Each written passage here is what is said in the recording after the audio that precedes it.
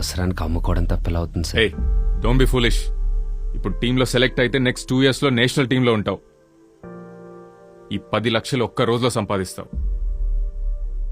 ఎవరి కోసం సార్?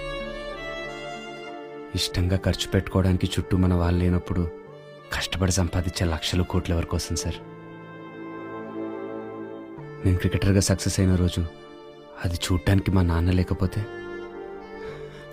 ఆ రోజు కోసం నాకంటే ఎక్కువ ఎదురు చూసిన మనిషి లేనప్పుడు ఆ సక్సెస్ నేను ఎవరికి చూపించుకోవాలి సార్?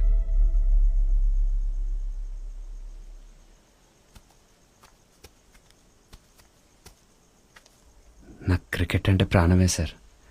కానీ అది ఆయన ప్రాణం కంటే ఎక్కువ కాదు. తన కోసం నన్ను నేను అమ్ముకోవడానికి కూడా సిద్ధమే సార్.